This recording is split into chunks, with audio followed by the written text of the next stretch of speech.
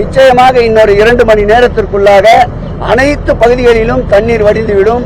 மாண்புமிகு முதலமைச்சர் அவர் 24/7 உறக்கமின்றி மக்களுடைய நலனுக்காக, மக்களுடைய துயர் போக்குவதற்காக அவரும் இயங்குகிறார், எங்களையும் இயக்கிக் கொண்டிருக்கின்றார், அரசையும் இயக்கிக் கொண்டிருக்கின்றார். முழுவதுமாக இயங்கக்கூடிய ஒரு அரசாக இந்த அரசு செயல்பட்டுக் கொண்டிருக்கின்றது. முன்னாள் அமைச்சர் ஜெயக்குமார் பேசின அந்த காணொலியை பார்த்திருப்பீங்க. முதல்வர் வேணா அழைச்சிட்டு வந்தா தண்ணி தேங்கலன்னு சொல்றாங்களே, இவ்வளவு தண்ணி அவர் அழைச்சி எங்க முதல்வர் வர நிலையில இல்ல. மக்கள் துன்பப்படுறாங்கன்னு காதுல வந்த உடனே ஓடோடி கரைக்கு வர்றவரு.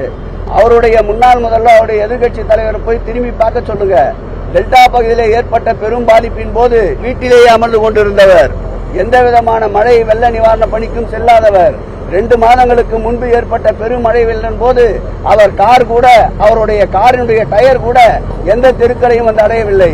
எங்கள் முதல்வர் மழை வருவதற்கு முன்பாக தன்னுடைய காலை நிலத்திலே பதிக்கின்ற முதல்வர், அவர் எங்கள் முதல்வரை அழைப்பதற்கு எந்த விதமான அருகதையும் இல்லை.